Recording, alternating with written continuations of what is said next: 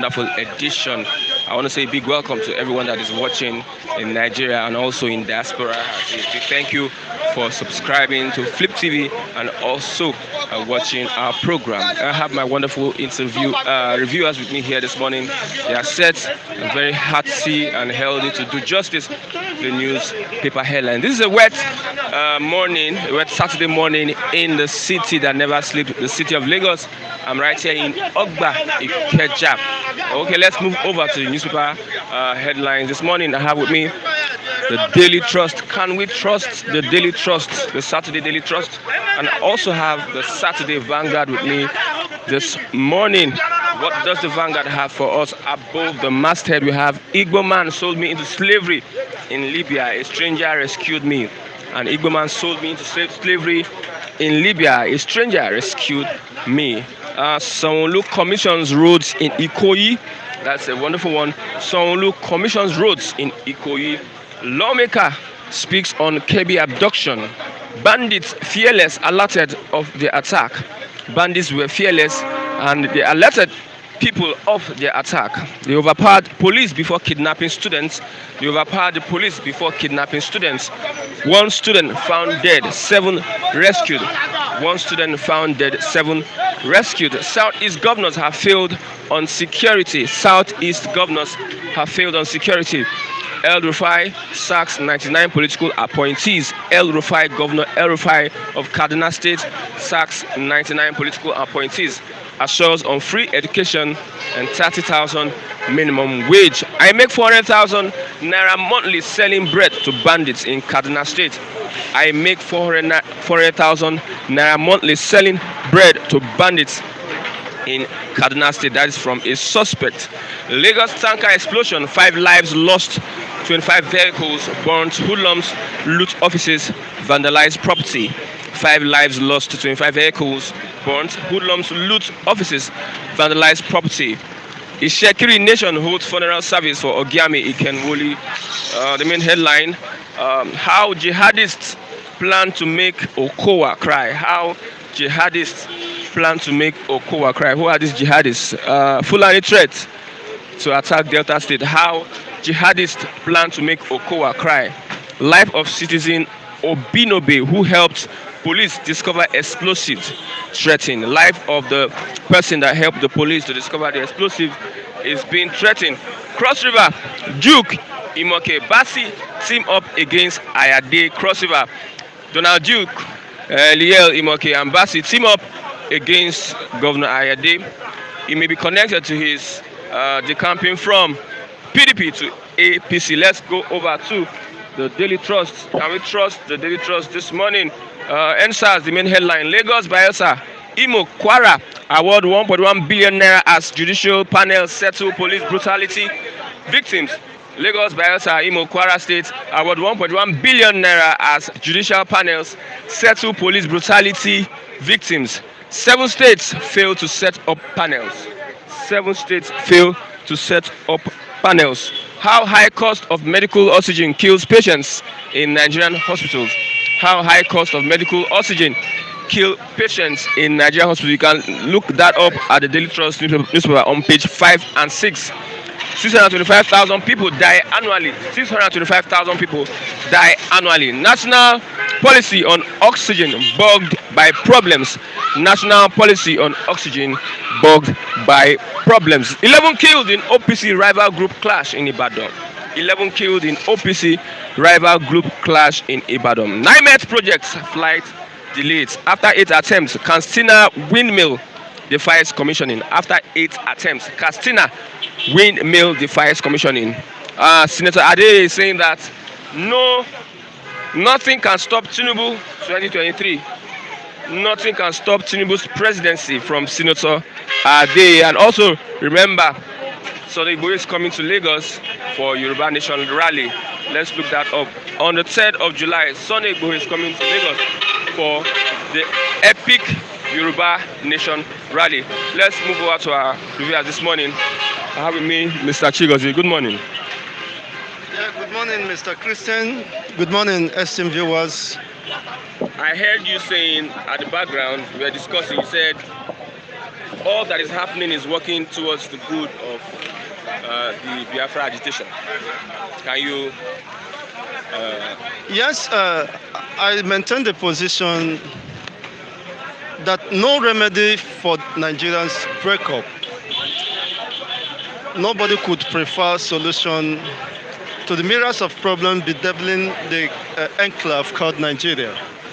So on that premise, I established my position.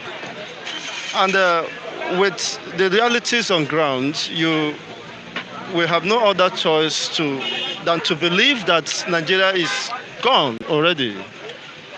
You see, seeing things from the right perspective, we should not deceive the people.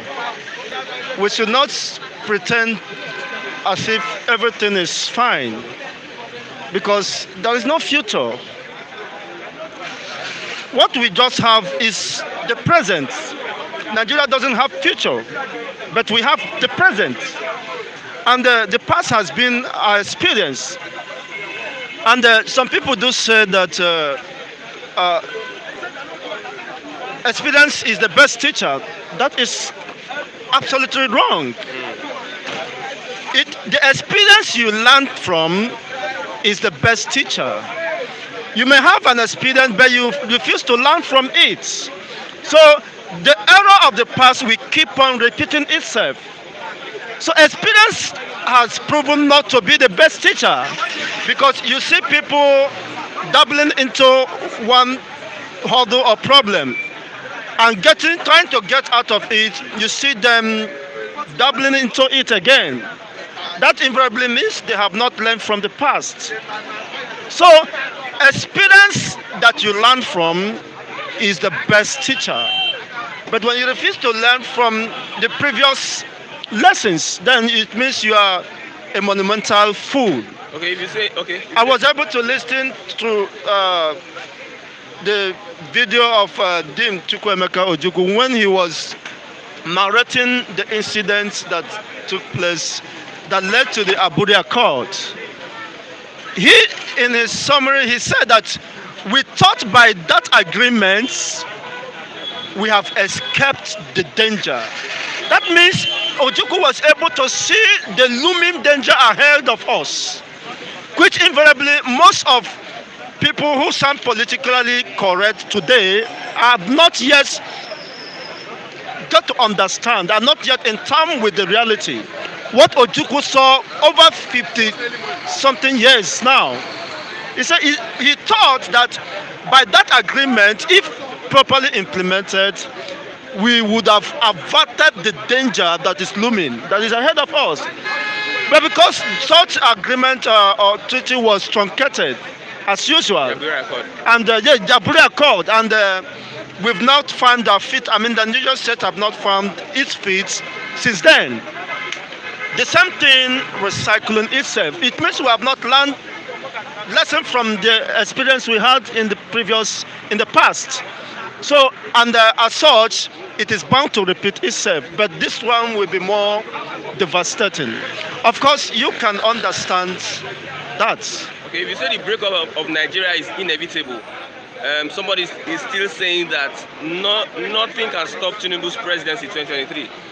Yes, if that will make you happy, if that makes them happy, if that gives them some sense of humor or relief, well, fine. I would say they should go with that. But the reality is starting on them, and we'll catch up with them anytime soon. Not just that it is inevitable, it is imminent. That is the next line of action. You see, in this course of separation, disintegration, dismantling, we have come to that point, the last term of the struggle. And you can see that Sunday Igboho is coming up with one of the more forceful rally in favor of Oduduwa nation by next month, 3rd of next month. See, everything is building up towards the reality. We can't keep on denying in reality. Somebody might say we may want to fix the country. All we need is patience. All we need is to understand ourselves. How long does it take you to understand yourself? For over 60 years, you are not able to understand yourself.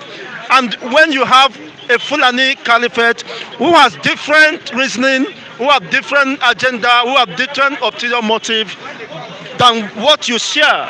You don't share any ideology or on what platform do you want to renegotiate? These people said they are overrunning the Nigerian state, that Nigeria belongs to them. And you're talking of restructuring on the, which of course the governments are not paying heed to. Look, if there is any promising, of course, position on how to restore or reconfigure Nigeria, the people that should take the lead first is the president. He must show that willingness and political will to revamp the system. But this man is going about, he wants to usurp the authority of the governors who has total control of the land within their own territory. He wants to usurp that authority and, of course, allocate those lands to Fulanis.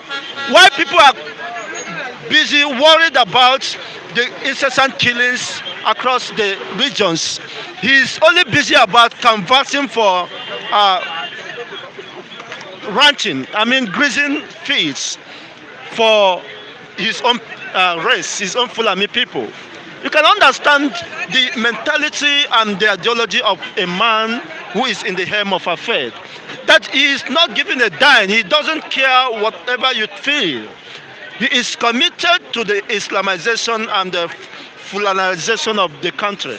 Okay. So under this premise, the country center could no longer hold. And in as much as you may want to sound politically correct, everything is falling apart, as confirmed by China at Achebe. It seems you have not heard from Nnamdi Kanu for the past 4 days. Do you have any intel or any reason to that?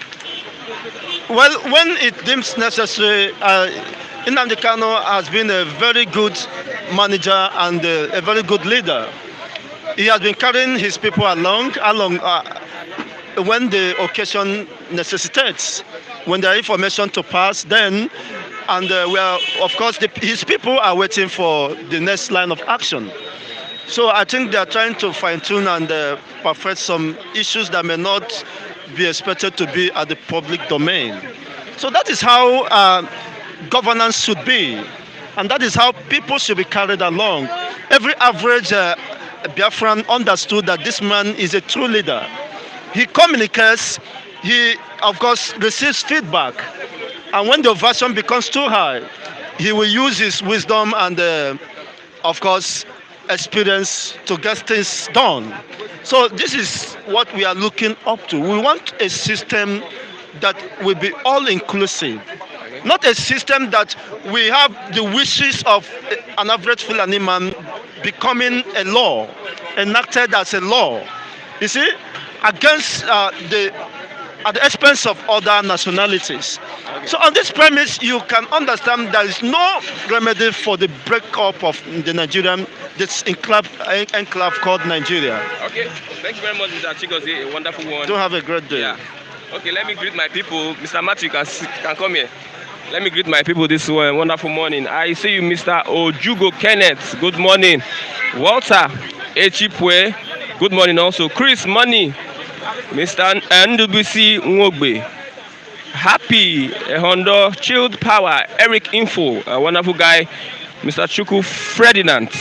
Eric Info. Ego Emmanuel. Ike Dubai. Good morning also. Kenny Sampson. Good morning. Edu Brazil. Good morning also. Chooks Kadibo or Kadibo. Chooks or Kadibo is saying our problems in the southeast is that imposter, retired 419 former drug trafficker who spent 7 years in prison in Germany and 5 years in Austria, who calls himself must be hunted down. Thank God, I see you. Good morning. Mag Onyeka, good morning. Jay Nken, good morning. Keep your comments coming as we have Mr. Matthew. Mr. Matthew, good morning. Good morning, Mr. Christian.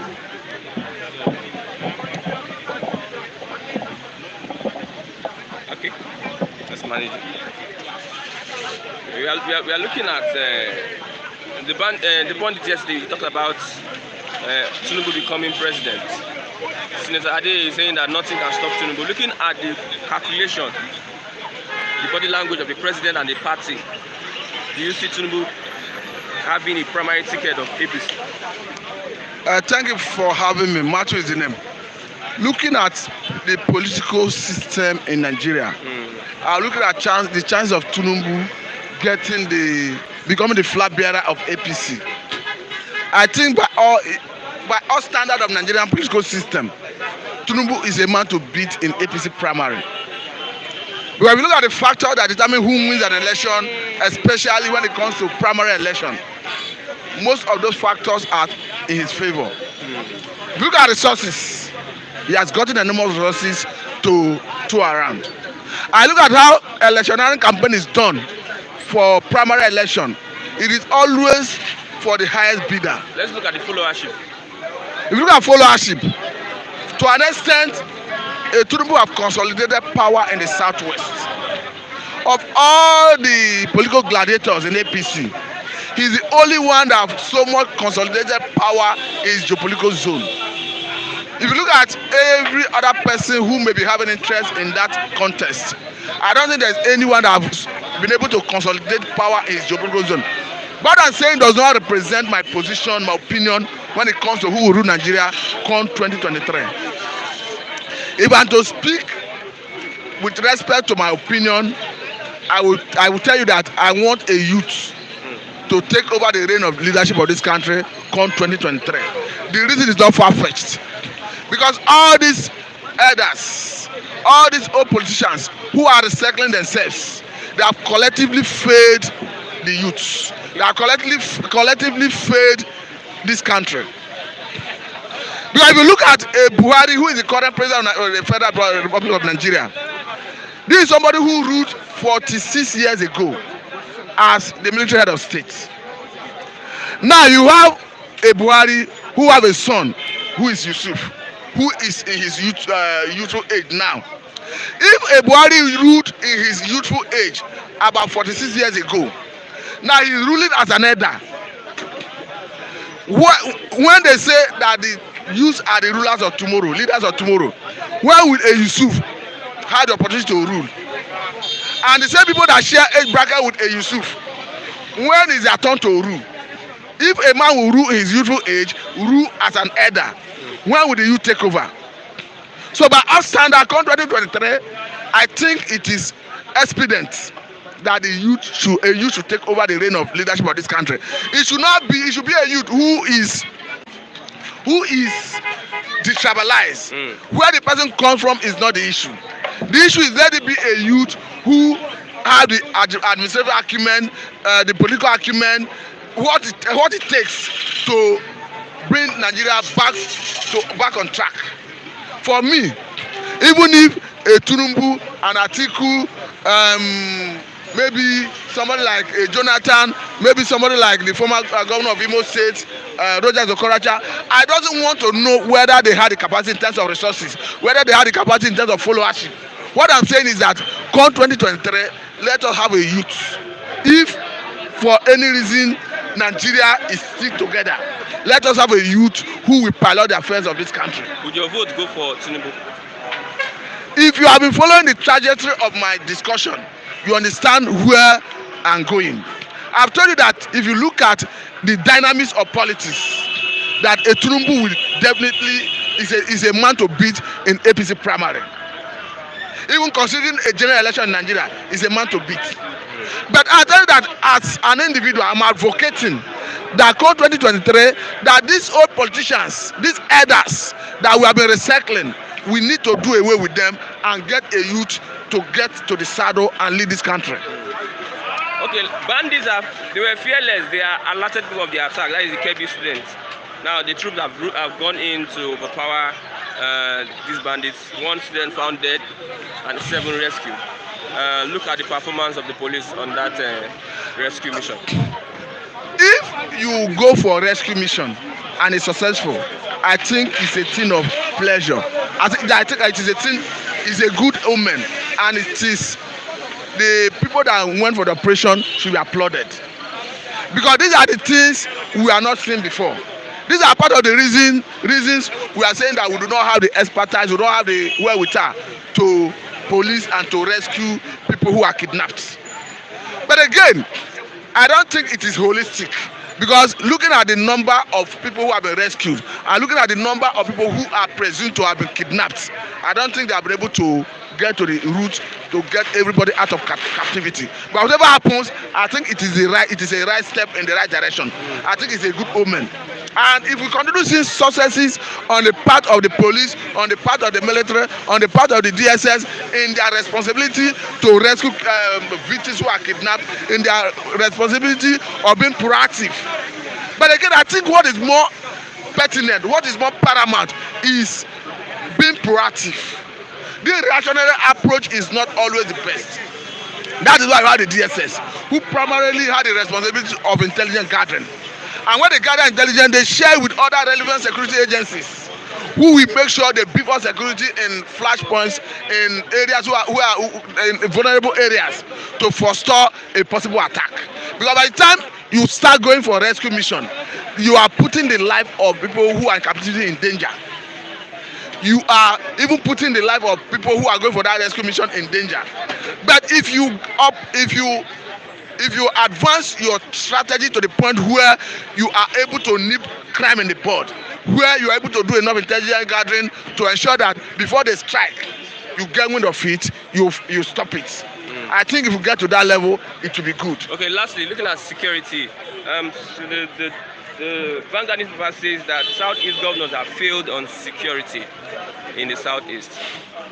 Who has failed? Is it the federal government or the Southeast? I think it is wrong to situate the blame on the Southeastern governors, or the Southwestern governors, or the North Central governors, or the Northeastern governors. When you talk about blame on failure of insecurity, without you looking for a magic wand to know where to situate the blame, the federal government have the blame by our standard. Because look at the command and control system of our security architecture. It is Abuja. It is Mr. President, the way it stands, is the commander of the armed forces. The police, the army, DSS, Navy, Air Force, name it. They are under direct control of National Security Advisor, who report directly to Mr. President. So to that extent, if you want to share responsibility, if you want to share blame on failure of insecurity, you share responsibility with other level of government, the state, and at times even with the local government. As long as you refuse to share responsibility of how you police the nation, of how you go about security, the man who has the authority to deploy army, the man who has the authority to command the IG will in turn command the commissioner of police, commissioner of police will in turn command the area commanders, and so on and so forth. That man who has that authority should take the 100% blame where there is lapses, where there is negligence, and when there is need to applaud, where there are recorded successes, the same man who has the authority, Mr. President, will take the applaud. But the situation where we are seeing failure on the part of security agencies, Mr. President Muhammadu Buhari will take the blame because he has not led us well in terms of protecting life and property. Knowing that the constitution is very clear that protection of life, the welfare of the protection, that is security and welfare of Nigerian citizens shall be the primary purpose of governance. If we are not forced, if the security of the people is not forthcoming from the government, and Mr. President is the one that has the mandate, the authority to protect the people, Mr. President will take the blame. That is why when there was shooting at Lekki Tollgate by Nigerian army, people like us say that there is no point looking for who other than to shoot. Mr. President should own up and apologize to Nigerians, because there is no way whether a GOC, any commander of any formation of Nigerian army will go out and start shooting without a presidential order. So that's telling that the Southeastern governors cannot be blamed. The Southwestern governors cannot be blamed. The North Central governors cannot be blamed. The people from the Northeast, the governors there cannot be blamed. The only person that will take the blame of insecurity is Muhammadu Buhari, Mr. President. Thank you very much, Thank Mr. you very Matthew. much. Wonderful one. Okay, Mr. Come, let me greet these people. Wonderful people. Mr. Thank God, good morning. Mark Onyeka, good morning. Jay Nke, good morning. Precious Ikedi, good morning. Eric Iwala, good morning. OBK Gertrude, good morning. Ike Chukwuezinwa, good morning also. Jay Nken Maria Nguyen, also good morning. I can see that the comment section is very hot. Please, let's take it easy. Let's take it easy. Emeka Sunday, good morning. Also, long hot summer, I see you. Joshua Isioma, I also see you.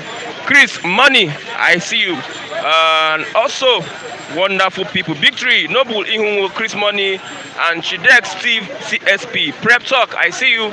Mr. Skill, Ikechukwu Anene, Hayobami Oluwasegun, Osama Isema, Chukwu Ferdinand, and Eyakeno Young, Michael O, Azuka Emmanuel, Ike Dubai, good morning. Let's move over to our wonderful great man,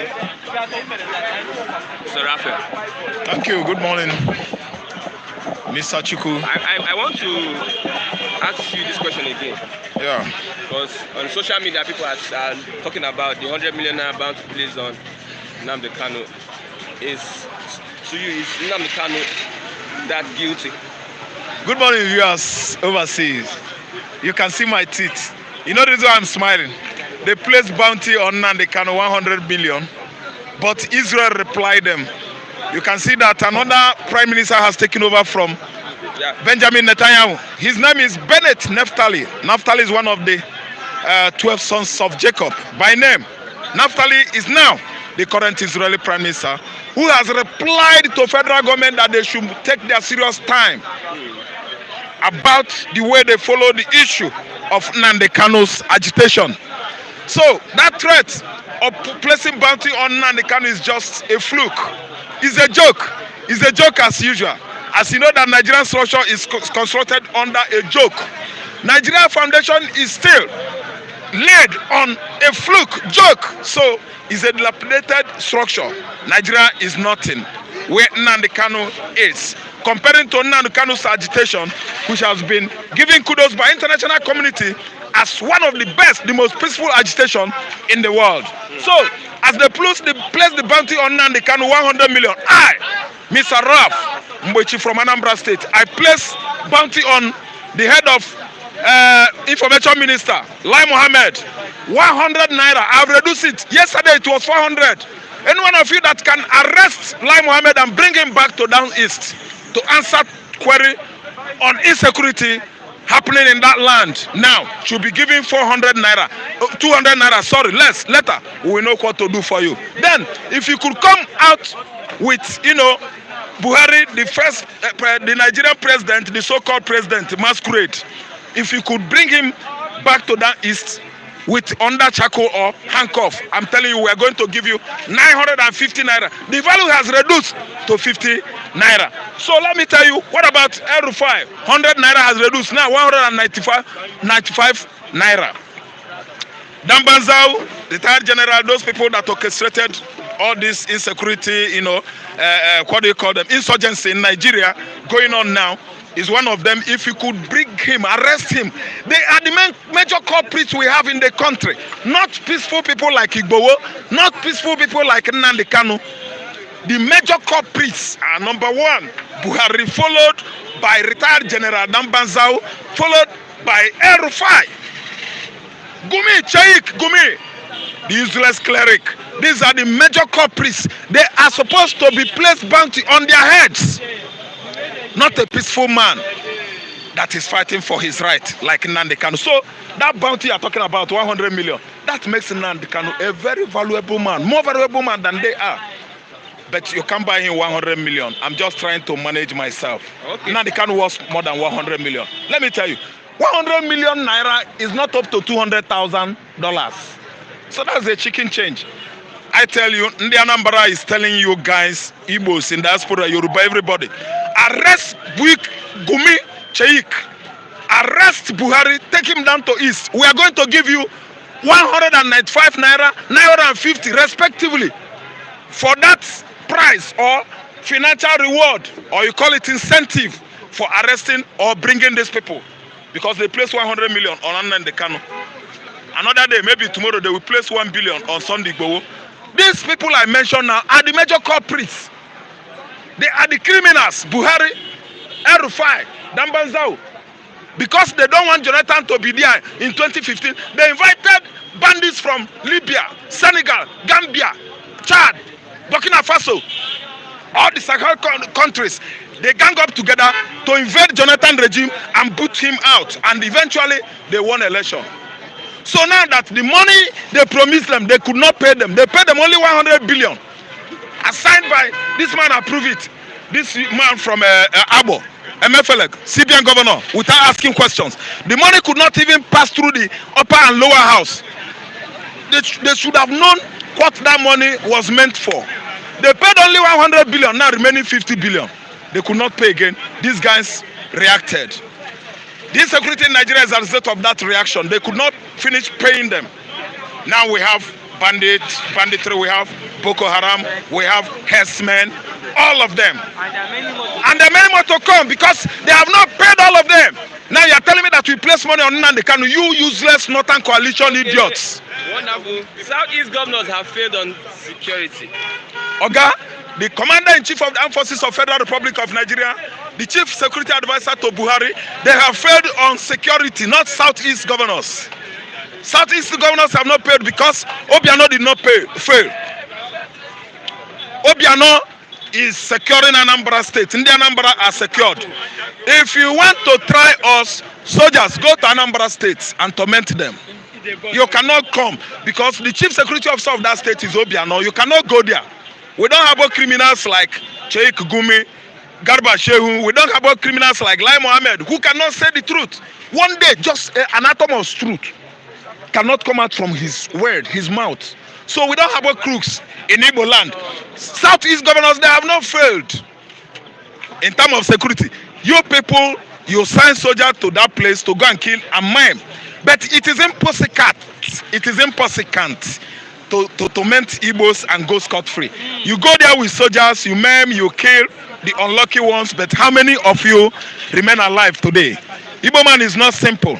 So the Southeast governors, they have not failed. You are the one that have failed to secure Nigeria. You have not been able to declare the herdsmen wanted one day. Herdsmen are killing across Nigerians. You have not been able to arrest even one. Wakili Hakili, you arrested. You let him off the hook. You arrested the Ife Modakaka people. Sunday Igboho and his group. You arrested them and took them to Abuja, leaving the major culprits, Hakilu Wakili. That has made you the most senseless, clueless government in the world. A president that is clueless, a president that's insensitive, a president that has no love for his citizens or subjects, a president that cannot even dazzle his subjects with good English. It's not worth it. So I'm telling you, you are the one that should be placed bounty. They should place price, reward on your head. Your head, 950 naira. With all this is happening, some people are drumming beats of presidency 2023. They say nothing can stop Tinubu. Some people are still drumming beats. All this Sunday Chuku, you guys in the social media, you guys in the journalism should leave Tinubu alone to be. Tinubu should be left alone to decide if he will be the one that, come out and say, please do this for me. Tinubu has never been able to speak since. That's why I remain silent. Anytime I'm talking here, I don't talk about Tinubu. Tinubu has never come out and tell us, say, I have this ambition, I want to do this and that. Maybe he's not saying it so secretly. But if you want to talk about Tinubu, look at him well. Study his body language, study his physical appearance. I don't see him as a potential presidential, ambition hopeful. You understand? I don't think he's being hopeful. I don't think. You should look at him well before you decide. You understand? If you say Obi is going to be Nigerian president, look at Obi, look at his features, look at his physical appearance. We find out that Obi is 100% fit. But if you just keep on telling me about Tinubu being a president. Before Buhari came in, was he fit? He wasn't fit. But let me tell you, but if you look at Tinubu, I will tell you that man cannot be, because physically it's not looking fine, man. Before you choose somebody to, master an affair of a country, Do you understand? To pilot the affair of a country like Nigeria, you look at the way he dressed, the way his appearance, his body appearance. The person must look very ruddy or ruddy as a result of good health.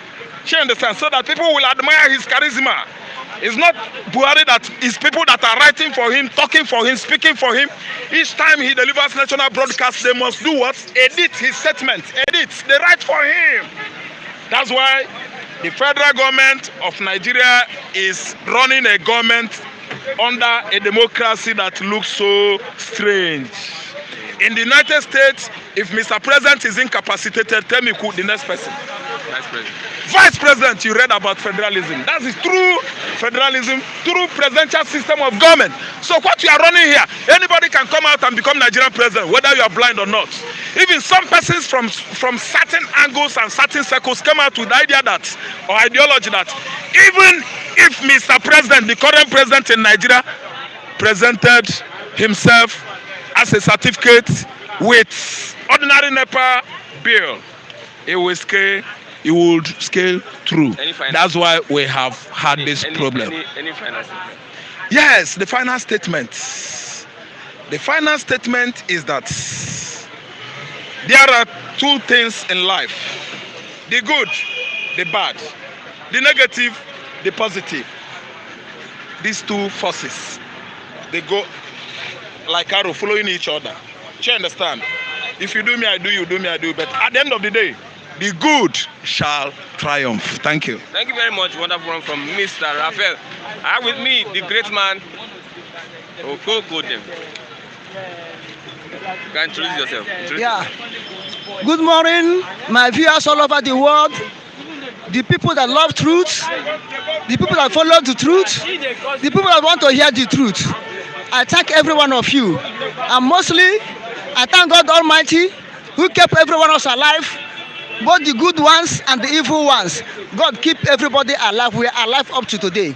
May His name be glorified forever and ever in Jesus' name. Say amen. Amen. Then I thank Philip TV, who made it possible for the voice of common people to be heard all over the world. May God bless Philip TV. Thank you. I am the new Oko Condem, Mr. Okpara, the new Oko Condem, in the Second Republic of Biafra, led by Mazi Nnamdi Kanu and his IPOB government of Biafra.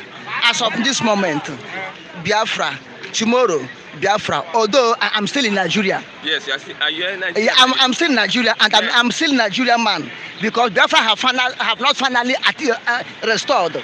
But we have hope that one day, by God's grace, things will come normal, both in Biafra and in Nigeria. Nnamdi Kanu has been placed 100 million bounty on his head. We deliberated that thing yesterday. 100 million naira bond. It doesn't mean you can place bond on anything, but can you get that thing? You have money to purchase what is not in the market. Is it yours? Have you purchased it? You place bond on somebody. Where are you going to get it? Or are you going to use Interpol? Are you going to use international kidnappers? Whom are you going to use to get him? Or international assassins? Whom are you going to use to get Nnamdi Kanu? Oh, Lawless Nnamdi Kanu decided to surrender himself again, as he did before. But I have said yesterday, placing money on somebody who is guiltless is meaningless. Although you may give a dog a bad name to kill that dog, but remember that dog is innocent. He done something wrong. You understand? Okay, Southeast governors have failed in security. You know, they brought out Ebube Agu, they were not able to go with it. So they brought Ebube Agu, it has collapsed. So who do you blame on insecurity in Southeast? Is it the Southeast governor or who else? The federal government? You see, I am blaming the Southeast governors first, then the federal government second. Two of them are wrong. Let us say the sincerity. I like to say the truth. Both Southeast governors and the federal government, they failed. Southeast governors failed the people that elected them in the office to serve them. We elect them to serve us, not for them to kill us. Now, federal government also fail the masses of Nigeria, because we elect the federal government who's ever sitting in the power. We elect him in there to secure us, but not to massacre us. You understand? We employ army, we employ police, paying them from our taxpayers, paying them from what we the masses generate to secure us. They turn around to attack us. You understand what I'm saying? Now the Southeast governors made a very big mistake by betraying themselves for the first instance. They made themselves cheap to the federal government. I mean, not to the federal government. They made themselves cheap, yes, to the federal government, by allowing federal government to have the control of final security in the Southeast. If you come to the federalism system like this, each governor of each state is the chief security of that state. The Southeast governors fail to act as the chief security of the state from the onset. But ESN refused to let them act. Not ESN. ESN was a child of necessity. Not was, is. Let me put a child of necessity. It's a child of helpless parents. But the child took up to defend the parents. Now, ESN is like if you read things fall apart, it's like Okoronkwo and Anoka, his father. Okoronkwo Anoka was a lazy man. He don't farm, he don't do anything, only to blow fruits. He is good at the festival period. Then Okoronkwo was his son. Because of the shame and everything, Okoronkwo have to brought himself up in a rugged way without looking at his father, without liking to take the footstep of his father. Then Okoronkwo acted in the way he acts. At the end, Okoronkwo carried knife. At the end, Okoronkwo shoot, kill his wife at the Peace Day festival, which led to the death of Ikemefula. At the end, Okoronkwo killed the white man with cutlass, trying to do what his father refused to do. That's what happened in ECN, Yes, sir. ESN. Because the governors in the Southeast refused to provide defense for the people of Southeast. Then this forced the youth to rise up to defend themselves. Therefore, I don't see ESN hindering them. No. People are blaming Nnamdi Kanu, blaming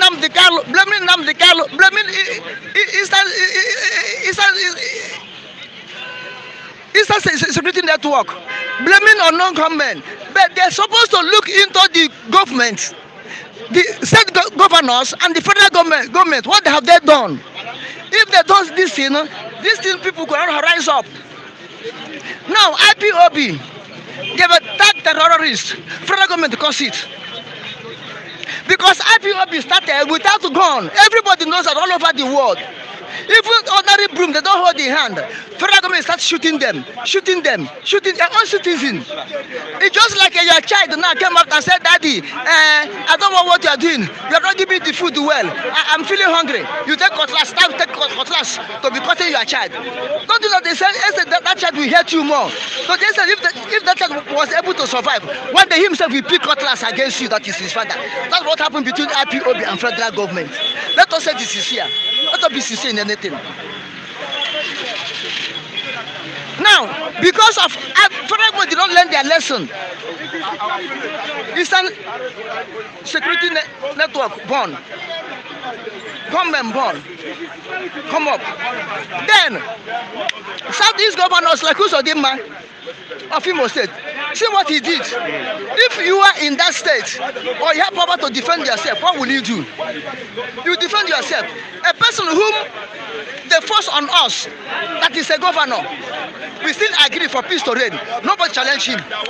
Nobody demonstrate against him. He later went again and employed the army to come and be killing his people. If you are in Imo State, what will you do? Will you like that governor? Will you count him to be a man? That's why everybody people want to defend themselves. Now look at, if federal, okay, coming on federal government side, if federal government have control planning helps men. That's why the problem started in Southeast. Not Boko Haram. Southeast, Boko Haram have never entered Southeast. This Fulani helps men. If federal government control them, give them order not to trespass, all this will not happen. Southeast security network was formed to checkmate the Fulani helps men. So you blame the Southeast governors and you blame federal government. So They are at fault. What is your final adjudication of everything? What is your final statement and everything? My final statement, there's nothing wrong that cannot be amended. Coming to insecurity, there's nothing wrong in this world cannot be amended. Remember, in the time of peace, you prepare for war. And the time of war, you talk of peace. Now we are in partial war, mostly in that side of part of the world. Southeast. We're in partial war. Unannounced war. Federal government still have a role to play. Now it's totally out of the governors because federal government is giving order now, controlling army, controlling police. The Southeast governors cannot control police because police take order direct from IG, which is the federal government. Okay. Which part of the federal government? So what they can do now, they can restrict the police. They can withdraw the police. They can withdraw the army, just the armed forces or the security apparatus. The killers in Southeast, South, we are claiming to be Biafra and we are going to be Biafra. If they can withdraw them now and caution them, okay, look at it now. People were missing. People were missing. People were missing. And when you follow it, it falls on the federal government security outfit, agents, are kidnapping civilians in Southeast, South. Where are they taking them to? Where are those people? You understand what I'm saying? If federal government can come out now and accept the mistake, let me not put it as a failure, but a mistake, because nobody is above mistake. Let me put it as a mistake. If they can come now and accept their mistake and start amending things, then first, there will be security. Withdraw people. One, bring Fulani helps men to caution. Then, put security in order. First, then before we start talking of the agitators, before we start talking of Biafra, okay, or no Biafra. Okay. Thank you. Thank you very much. Long live my people. Long live Republic of Biafra. Long live Republic of Biafra. Long live Mazin Abdikalo.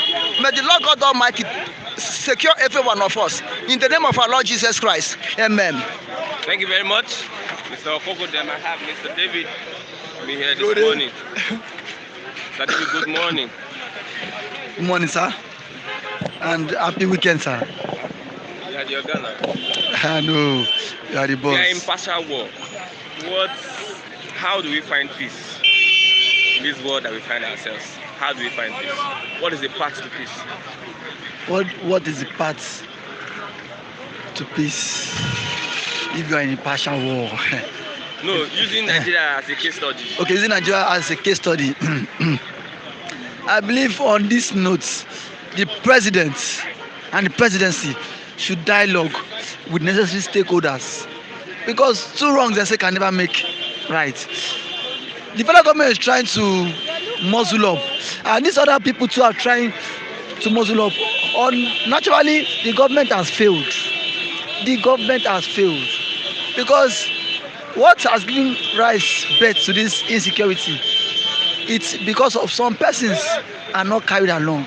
Some persons don't have say in this government, in this governance. And then again, the president himself has come out openly with his body language to show, it has shown that the president is for the Fulani and for the northern region. And we, in this other part of the world here, we don't have sense of belonging in this government. So I believe the president should bring down his ego and dialogue with necessary stakeholders so that there can be peace in Nigeria. But if he refuse to do that, just as this morning I listened to a news, the president was saying no going back on what open grazing. You see, now do you think there will be peace? There will not be peace. If you want peace, there are some policies the president should not come up with. This when it comes to this issue of what open grazing, you should not always most times favor some part of the world. Sorry, some region. Why must it be not? Why must it be not? And now when it comes to appointments, you don't consider people from the south and from the southeast and from the southwest. And now, do you think there will be peace? There will not be peace. There will not be peace. Nigeria, now, see, let me shock you now. According to the Nigerian Constitution, if you want to work in the public sector in Abuja, you can be illiterate, even if you are illiterate in English. As long as you can, as long as you are literate in Hausa, you'll be given the job. Okay. Yeah. If you are not literate in English, but if you are literate in Hausa. Now, you said what? You might not be literate in English. You know, I said if you are illiterate in what English language, as long as you are literate in Hausa, you'll be given the job. Why must it be so? And we have 3 major ethnic groups. Now, why can't you also be illiterate in speaking English and then literate in speaking Yoruba? You will not be given the job. You will not be considered. That is according to the public civil servant ethics. Yeah, it's there. Ask anybody. Now, are you not saying now go to Abuja now? Majority of them they are what illiterate in English because they can speak Hausa. The job was given to them. Why must it be so? These are the things that are fueling. These are the things that are fueling insecurity. Sorry, these are the things that these are the issues that is fueling division, insecurity, division in this country. Because the presidency, and then again, see, majority of our constitution, everything favors not. Everything favors not. They have the largest polling unit. They have what? They have everything. And the president still has not come out and address these issues, these sensitive issues. They are fine. What is really fueling this division? Now, when the previous administration was there, Nigerians now don't see our economy wasn't that good, but still to some extent it was okay. Nobody had the time of going say Oduduwa, IPOB, because Jonathan was carrying every region along. Everybody has sense of belonging. Now he came and divided the country. The president's body language. Now imagine him, the president, during the RICB speech. He called the Igbo a dot. Said they are small circle in it. Yes, they are dot in a circle. Why would the president be saying such? Now, and you think it will not be following division anymore? It would. Even his utterances, the hatred for the Igbo is just too much. Yes. And now you cannot govern with hatred. Things will not go well. Things will not work. If you govern with hatred, things will not work. That is why you see every now and then issues. Insecurity, unemployment, inflation. Because the people you supposed to put, the people that are supposed to manage the affairs of the country are not part of the system. You just carried all your Hausa brothers, place them in one position. So what is the solution? What should happen with all these things you have said? What should happen? I believe if the president does not want to carry every Nigerians along. Let there be division. Yes, because you cannot be a second-class citizen in your country. Like now, me and you now, we are a second class. I be third class. Me and you now are second class. That's when they say how first class citizen. Yes now. Fulani Second class. We third class. It's true now. It's true, yeah. Because now every mindset the president has always been for the Fulani. Now, if not for his own interest, what does he derive from every time from giving this Fulani open grazing? Why? What is his own interest about this open grazing? If there is open grazing land policy, would they be paying tax to the federal government? No, I'm asking. It's a one-man business. They will not be paying tax to the federal government. I didn't mean they will pay tax to the federal government.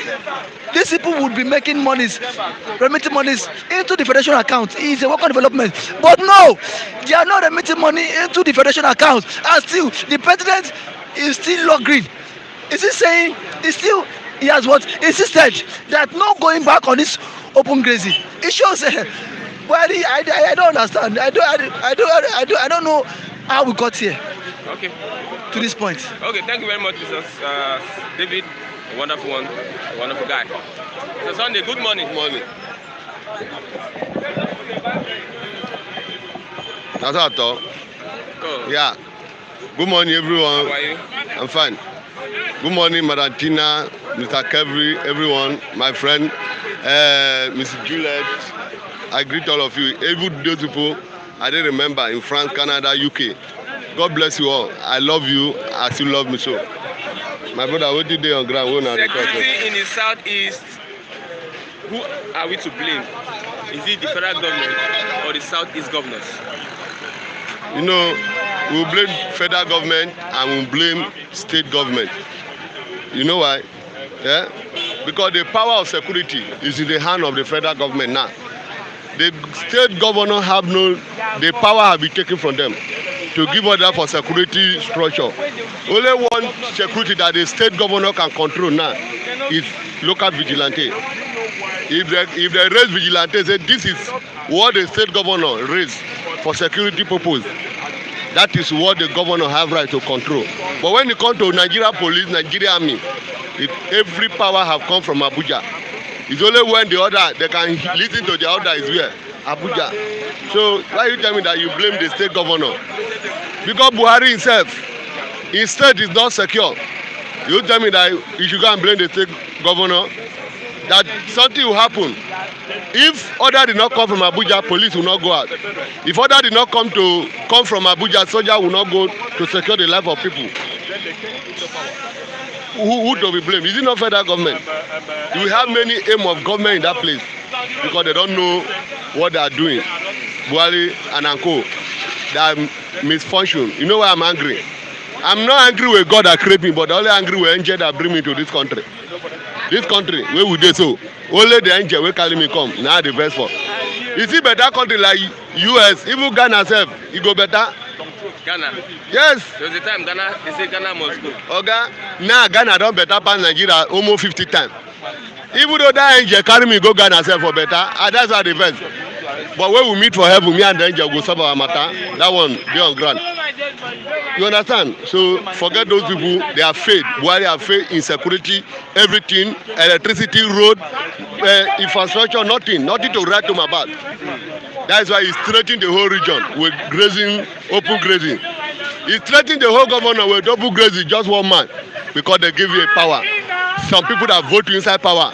Thank God I never vote for him. If you don't vote for him, I never vote for Buhari because I never like him. I don't like him for the one.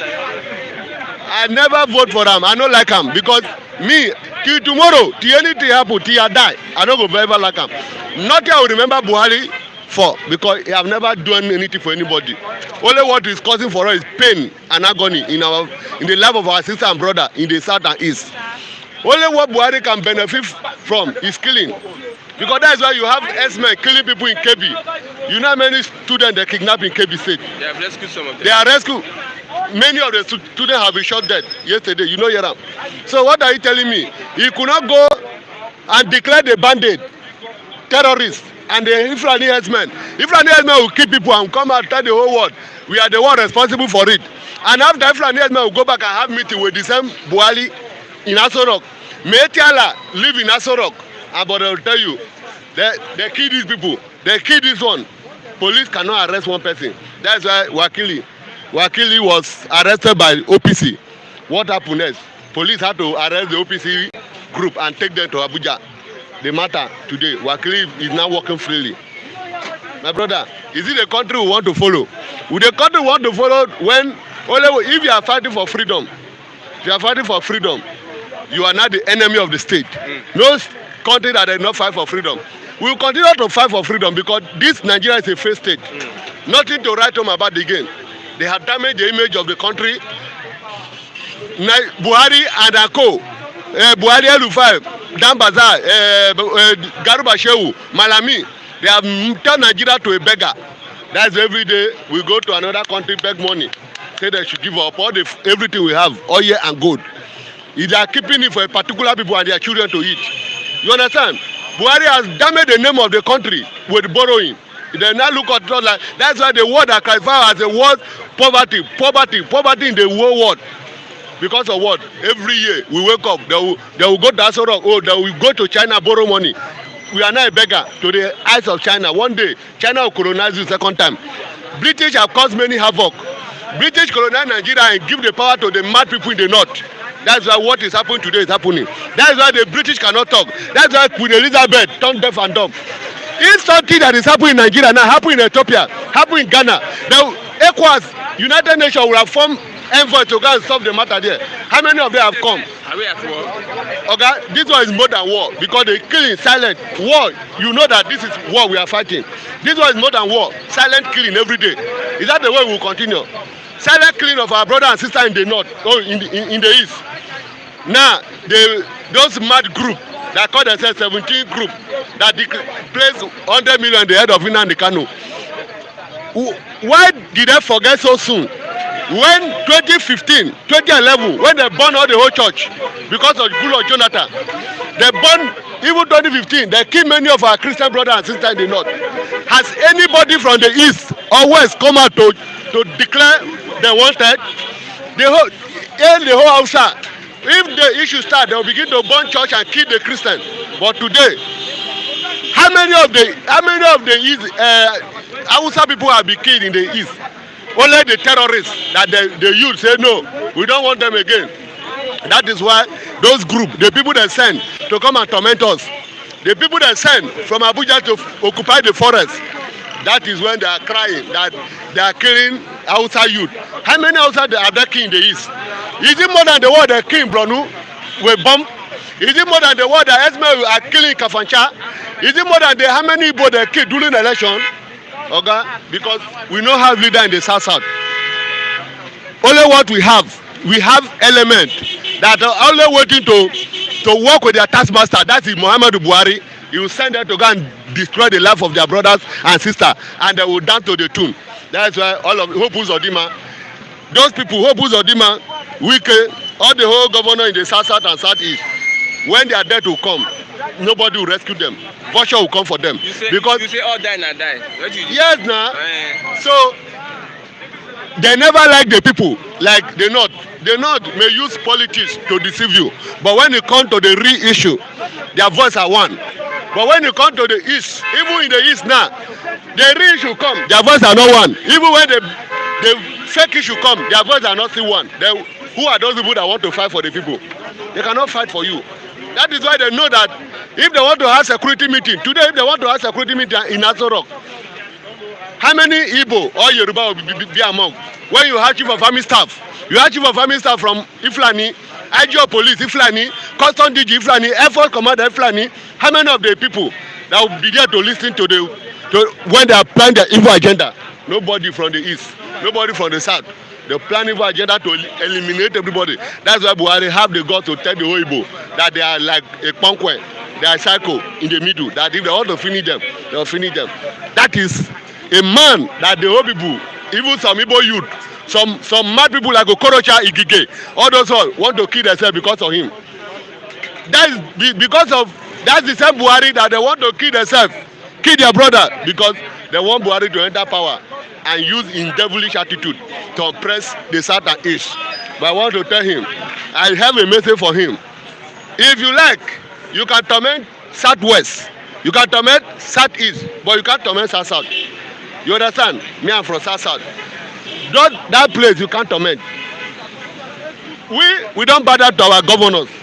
Nobody. When you know see what happened to this madman Adeyeye that just became to APC, how many people come up for him back? They say they can't follow him because APC is a death on arrival. You don't understand?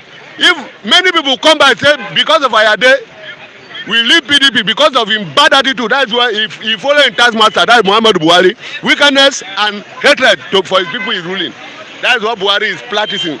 And the monster they are building, Oga, Malami, Buhari, Dambaza, Garba Shehu, Mama Mugulu, I don't want to know your name. Oga, the monster you people are creating in this land, he will still hurt all of you. But when he come, be ready to face the music. Not only hip hop, not only Oduduwa, Oga, there are many youth in the street that will come back for them. What can we do to embrace peace? What can we do to... The government are not ready to embrace peace. That is why the whole region are fighting against open grazing. Ole Buhari is there in Aso Rock. See standing on the ground, he's open grazing, open grazing. He's open grazing among the constitution. That's how one of my brothers, Samuel, was saying something yesterday. I say, this government, they have cancelled every law we have in this country. Everything like law. It did not have value again in this country. That will wake up, do what is in mind. Nobody is there to question him. What about the vice president? Can he talk again? He can't talk. What about that people that are there? That is why Buhari come on, Minister of Finance, carry Hausa enter. The Igbo people no talk, Yoruba people no talk. All those are foolish elderly statements. If they speak finish, they give them bag of money. They are not to shut up. I said before, the problem in Nigeria is those old fools that we have in the region. They call themselves elderly spokesmen for we. They are not speaking for us, they are speaking for their pocket. That is why Black will come out and speak. After Buhari giving Ghana must go, he will shut up. Those people are the enemy of Niger Delta. That is why the struggle of Niger Delta, they could not achieve anything. What did they achieve? No root, no good thing in that place. They cannot eat, they cannot drink. And you are telling me that I should come and be clapping for them. See, when the time comes, we will know better. Okay. Because the government have pushed many people to the wall. That's why we have people like Ohaneze, Afenifere. They will talk after they give the bag of money. They will shut up. You don't understand? They are not speaking for us. They are speaking for their own pocket. They speak so that their money will be fed. You don't understand? They speak so that their pocket will be fed.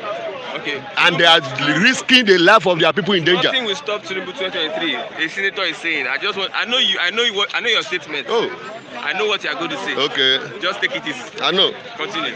The senator that said that thing, is he going to vote that day? How many of them will vote? Okay. I want to bet you. Go and write it down. Primary election in their so-called APC. Tinubu will not smell it. Write it down. Is it not from next year they will start primary? Is it not from next year they will start primary and start campaign in the middle of next year? My brother, write it down as God keep us. Tinubu, many of them, I did not pray for anybody to die. But anybody that want to die is his luck. The people that soldiers are killing never wish to die that time. You understand? But Tinubu can never be president of Nigeria. Never. I can't vote for him. Can your vote stop him? Yeah? Even though we are not voting, that's why I tell you that we have two options. Election may hold, election may not hold. Because if they don't bring justice to youth, if they don't bring justice to our youth, they kill Lekki Tollgate. If they don't stop the police brutality, when they come out to protest again, police see hitting them something, point gas at the face. They say police brutality that the whole youth rise up to fight. And Buhari get man to talk in the public television that answer youth want to use it to remove him from office because they don't know what he's doing. That's why this is the only government that blame. They blame for 1 year, 2 years, 3 years, 4 years, 5 years, 6 years. They're in power. They are still keeping on blaming past people. They are still keeping until Buhari go finish in 8 years. He will keep on blaming past people and he making us remember that. See, I want to beg Buhari, I beg. If I need that for you, tell him. We don't tire. If we can feel return about to 2015, where we did it before, he better not be this way they carry or go. We don't know where we they go. So next year still worse pass this one, because when we enter January, tell us that in next tenure will be tough. This is a tough we are seeing. If we don't know what he will tell us next year again, that maybe in the new year we enter, it will be tougher because of what? In evil agenda with all the S-men, Iflani from Niger and Chad. That's why you get man tell us that Niger is our brother. Niger is not my brother, it's only their brother there in the north. That's why they harbor criminal, call them bandit and herdsmen, and they are sending them to east and west and south to terrorize the place, because in calling of life, North never know peace because of their wickedness. What they are building is fighting the back. That is why all of them, they will never know peace in that North. As they know want us in the west and south to know peace. The monster they build is not fighting the back. The Boko Haram who created, many of them are aware of it. Even Buhari himself are aware of it. During Jonathan time, when Jonathan ordered soldiers to go and clamp down on Boko Haram, what happened? Is it not all of them, the northern governor or the northern leader, elders, chief, emirs, have a meeting that would not allow Jonathan to kill their youth? But what about today? Our elder people, the Eze, Ohaneze, Obong, of all these big traditional rulers, they cannot speak because they are afraid to die. But all than a die. If you no want die, one day una go shall die. Now what I get to tell now, if you no want to fight for our people, leave the sea for people who can fight. Okay. Thank you. Thank you very much, wonderful from Mr. Sunday. That is a very, very boisterous and powerful comment from Mr. Sunday. A big thank you to everyone that's stayed with us, that watched Bystanders today. Christian Chuku, you can reach me on Facebook, Chuku Christian, and also a big thank you to the man behind the camera, Femi Davis. Also a big thank you to Boss Flip TV, Biodo Kukoli. You can reach us on our Facebook handle, Flip TV NG. Our Facebook handle is Flip TV NG for more updates and for more commentaries. Thank you very much. See you same place, same station, same time on Monday. Bye for now.